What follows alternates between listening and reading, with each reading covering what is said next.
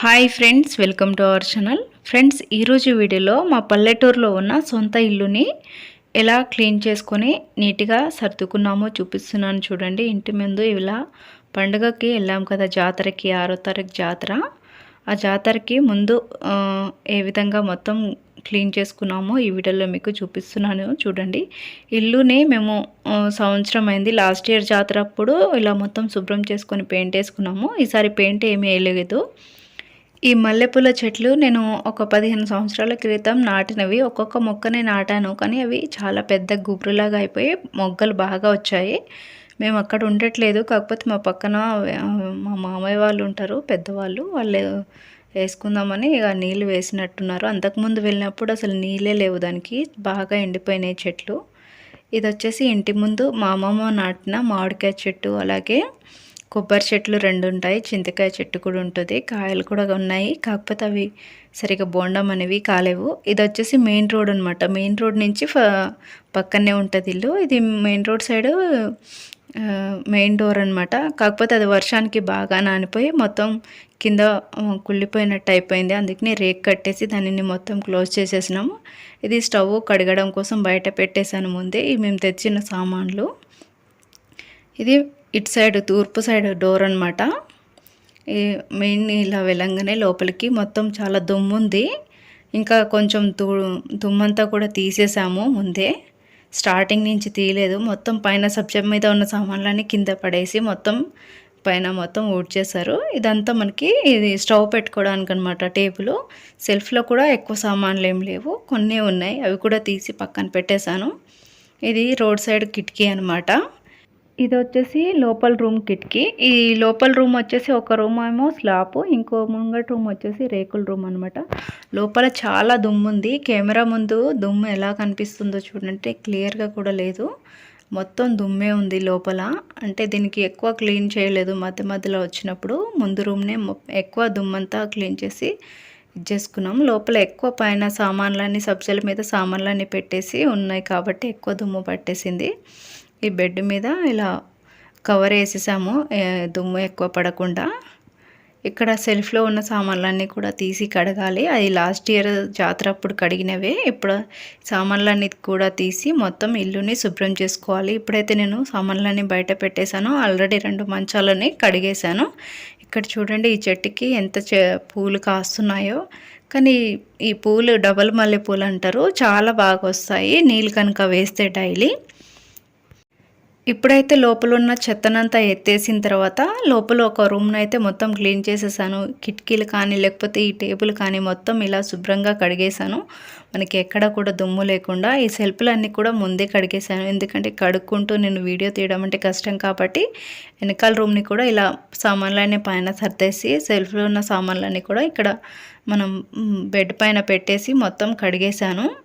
ఈ సామాన్లన్నీ కూడా కడిగి సెల్ఫ్లో సర్దకుండా ఒక బస్తాలో వేసి పెడదామని అనుకుంటున్నాను, ఎందుకంటే చాలా దుమ్ము పడుతుంది. ఎలాగో ఇక్కడ ఎక్కువ ఉండము, అప్పుడప్పుడు పండుగలప్పుడే ఎక్కువ వస్తాము, అది కూడా జాతరలు ఉంటేనే.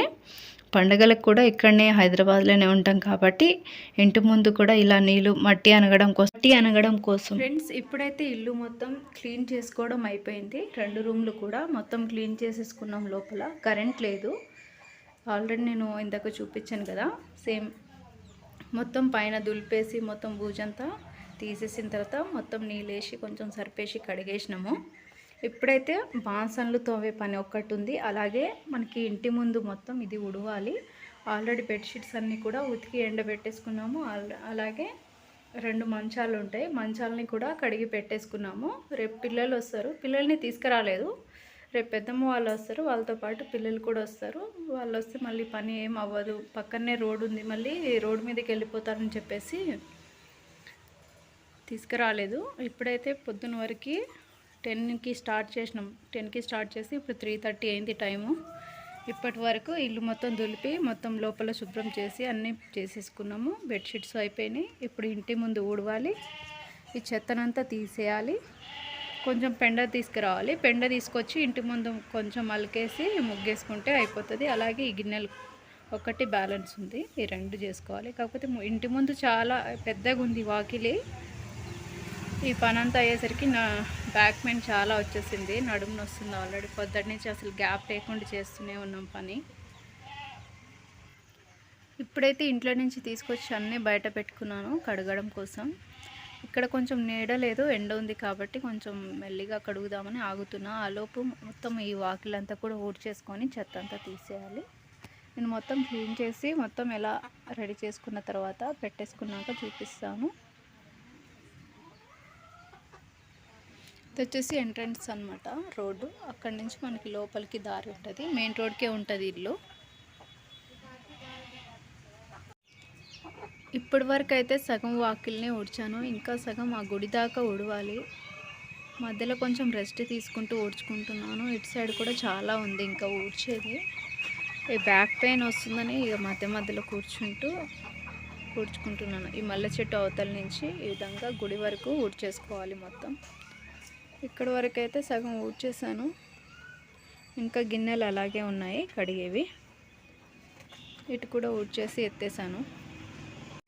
వాకిలి పెద్దగా ఉంది అని చెప్పాను కదా, వాకిలి ఊడ్చేసరికి సాయంత్రం 6 అయిపోయింది. ఆ తర్వాత వంట చేసేసి ఆ తర్వాత తినేసి గిన్నెలు కడిగాను. గిన్నెలు కడిగేసరికి 8, 9 అయింది టైము. కరెంట్ లేదు, ఎలుకలన్నీ వైర్లన్నీ కట్ చేసాయి కాబట్టి మెల్లిగా కరెంట్ వచ్చిన తర్వాతనే ఇంటి ముందు ఇలా పెండ చల్లేసిన తర్వాత చిన్నగా ఇలా మెట్ల దగ్గర బార్డర్ లాగా ముగ్గేసుకున్నాను. పెద్దగా ఏం ముగ్గు వేయలేదు, ఓపిక అస్సలు లేదు. బ్యాక్ పెయిన్ చాలా ఎక్కువ వచ్చేసింది, ఎందుకంటే ఈ వాకిలంతా బాగా ఎక్కువ ఉంది. ఊడ్చేసరికి చాలా నడుము నొప్పి వచ్చేసింది, బాడీ పెయిన్స్ కూడా వచ్చేసినాయి. మాస్క్ వేసుకొని మొత్తం దులిపినా కూడా ముక్కులో దుమ్ము అనేది వెళ్ళింది. ఇలా తోరణాలు కూడా కట్టేశాను ముందే. ఆ తర్వాత పొద్దున్నే కట్టెల పొయ్యి మీద అన్నం కూడా పెట్టేశాను. ఇది వచ్చేసి మా ఇంటి ముందు మామిడికాయ చెట్టు అని చెప్పాను కదా, ఇది పుల్ల మామిడికాయలు, పచ్చడికాయలు అనమాట.